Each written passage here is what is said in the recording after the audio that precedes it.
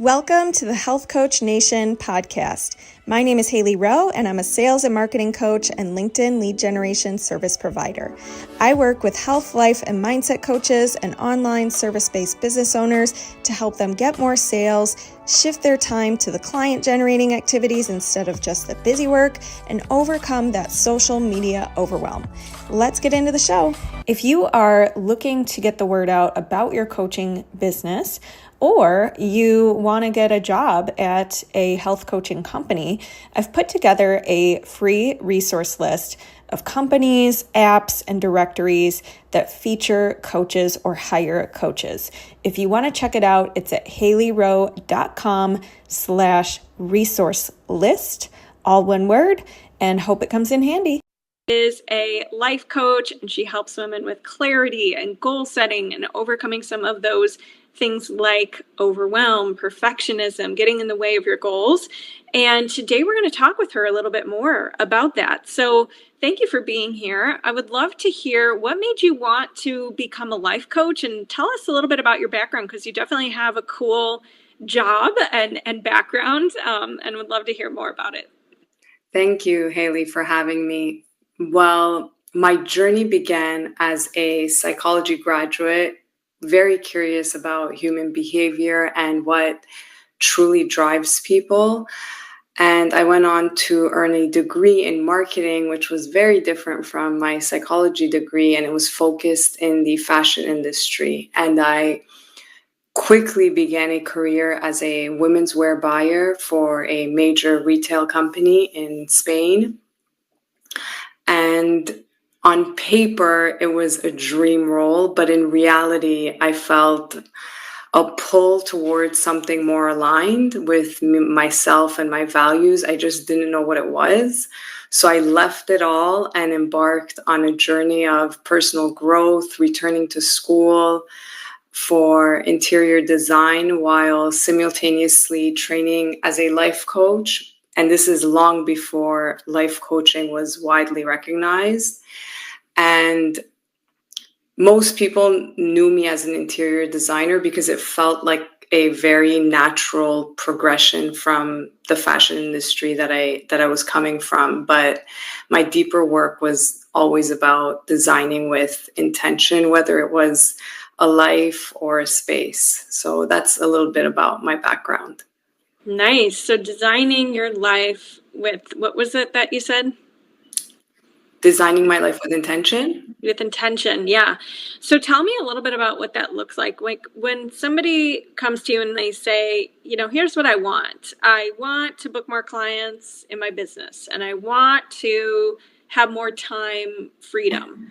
How do you start to get specific with them and start to actually set achievable goals? So most women who come to me they're usually not focused exactly on business only. It's mostly feeling overwhelmed, or they feel stuck and they don't even know what's happening. And a lot of people like myself have a life that looks great on paper, but doesn't feel right to them. So one of the first things I start with is really understanding their values. I know core values is a big term that's used often in business, but your own personal core values, I believe, is the first step to getting anything started. It's like your GPS. I always say your values are your GPS. Yeah, definitely. One of the things when I did a Human Potential Institute, like life coaching certification, and that was actually one of the first exercises and things that they did with us was have us fill out like which of these values resonate for you the most and rank them. And you came up with your top like 4 to 6 values. So once somebody knows what that is, what do they do with that information? Like if I'm like, all right, I really value, my health. I really value creativity or whatever it is. Like where do they take that? So once you know what your values are, a good place to start is really understanding what your life currently looks like. And what your life looks like is really what your day-to-day is. Life is your day. The way you live your day is what your life ends up being like. So understanding what your day looks like, is it aligned with your values? So for example, if you just mentioned health is, one of your values, are you eating in a healthy way? Are you living in a healthy way? That's the kind of stuff you kind of have to assess and see. And I think a lot of the time people don't give themselves the opportunity to sit down and really assess what's happening with their life, and let alone figure out what their values are. So that's really how you can build on and understand if this is the way you're living is aligned with your values, and take it step by step instead of trying to figure everything out all at once. Right. I love that. Yeah, and if somebody does know they need to make a life change, like their life is not aligned with their values, and they're like, wow, I don't even know where to start. I don't like my job. I don't like the way my calendar looks. Things like that. Where do they start? How do they not let the overwhelm just cause them to freeze? I mean, you'd be surprised. I've had clients come to me with a very similar feeling that you just described. And sometimes they end up loving their jobs. They just didn't realize that they could do their job in a different way, or ask for a different position, ask to go to a different department. I mean, so many there's just so many things that one can overlook when they're looking at their own life. So I truly believe getting help, even doesn't necessarily have to be me or a life coach. It could be another life coach. It could be your friend, someone who you trust and who can really go deep with you and understand and unpack what is actually happening. So the first step, I think, is putting up your hand for help and not Yeah, trying to do it on your own. right. So if people, get help, what kind of things would they be working on when it comes to helping them overcome perfectionism or overwhelm kind of in the process towards their goals? So you're saying, how do they overcome their, sorry, what was the question again? Yeah, so let's say, okay, they know their values, they know they need to shift something in their job or in their calendar to like their life more. What about perfectionism or overwhelm? What ways might that show up in the process of starting to make changes? Any thoughts on that, or ways they would start to Okay, deal with yeah. that? So perfectionism is just fear in a fancy outfit. So if we are true to ourselves and understand that, we're already moving forward, because it sounds like I just want to do it right, but underneath that is I'm afraid I'm going to get it wrong. So we need to reframe that and understand that progress needs to be over perfection, and tiny aligned steps count, because perfect doesn't build a dream life. Aligned, consistent action does. I love that. I love that. What are some examples of ways you did that in your life? Because I know you have a coaching business, and I think you do interior design work as well. So how do you juggle both, or how have you been able to do tiny steps and not you know, when you can't focus all the time on your business, for example, like how have you worked in those tiny steps? So Yes, I am an interior designer. Luckily for me, interior design and my coaching business are very aligned. And what I mean by that is the interior design really allows me to be creative in my design thinking. So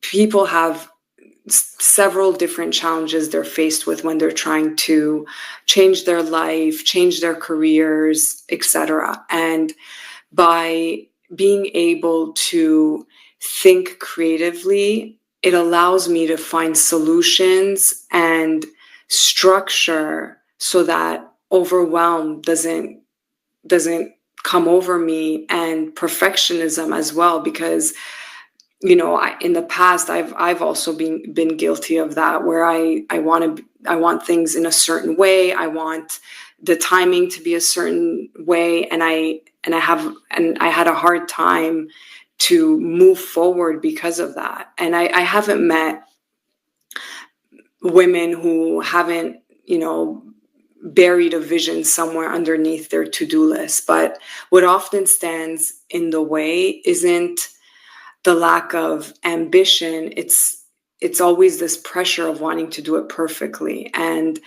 the perfect time, the perfect version of myself or oneself doesn't exist. And we just need permission to start exactly where we are and be creative in knowing how to start that first step. Yeah.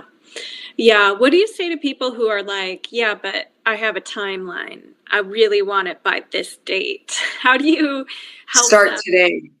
Yeah, right. Start today. If you have a timeline, start today, because you didn't start yesterday. Yeah. And the soonest time you can start is today. Yes, and stop letting perfectionism or overwhelm stop you from even starting and make you feel more rushed in the, I think a lot of times they use their perfections like, if I'm going to do this, I want to do it right and I want to do it perfectly. And so I can't start today because I need to insert some reason why they cannot start today because things need to be set up perfectly, right? So how does somebody catch that? Because sometimes I think people speak it as the truth. Like they're like, no, you don't get it. Like I cannot start today because And they believe it, as you said, they really believe it. And I really understand it. And I think when you have that, you really need to look into it and see, okay, maybe I can't start it the way I want, my perfectionism wants me to start it, but what's one tiny step that I can take today that can help that bigger way that I want to start? So like, what's one tiny step that I can take today and take that action? Mm-hmm. Yeah. How do you stay organized and not let like all the steps overwhelm you? So overwhelm to me is either a misalignment or a lack of structure. Because I have the structure, I think that helps me stir away from overwhelm. So when you do feel overwhelmed, I think there's two things you need to check in with. Are you aligned with what it is that you want to do? And if you are aligned, do you have the structure for it? Because if you're aligned and you do have a structure in place, there's no reason you should be overwhelmed. Right. Yeah. I love it. I agree. Because usually it means you're trying to do everything instead of the next thing. Right. Totally. Yeah. What would you say are some limiting beliefs maybe you've had to face or work through on your business journey? Well, perfectionism is definitely one of them. For example, I remember when I wanted to start my podcast, the date I had for the launch was January 7th. And I had recorded my first episode on January 6th. And on January 7th, it was supposed to launch. And on January 7th, the LA fires started and where I had recorded, where I was at and where I was recording, that space burnt down with all my equipment and all of that. Oh no. So I think, for example, that would have been a, you said insert, fill in the blank. That could have been my insert. And did I launch that day? No, obviously that day I couldn't. There was a lot going on, and neither the next day. And I ended up launching 2 months later. And that is okay. I let go of exactly the way I wanted things to be. And that's the work I've done through the years, to let go of perfectionism, because I've realized that perfectionism really just gets in the way of you being able to move forward. Yeah, totally. Yeah, there's so many things that I think people just view as reasons why they can't and limitations, versus looking at all the reasons why they could start, how they could break it down, what is available and possible for them. So is there any kind of maybe prompts or ways that you like to help your clients become more empowered in that regard? I mean, I really believe in starting where you are and taking tiny steps. So I really structure my coaching sessions with my client in a way where they're constantly getting wins, because I've seen that work so well for the bigger picture. The more smaller wins you have, the more committed you are for the next step. So that's helped a lot. And that's why I say, start where you are and take that next tiny step. It doesn't have to be a big step. I love that. Yeah, little steps. Now, are there any books or things that have really changed your life in a way that you want to share with the audience? Books that have changed, so many books that have changed my life. Let's see.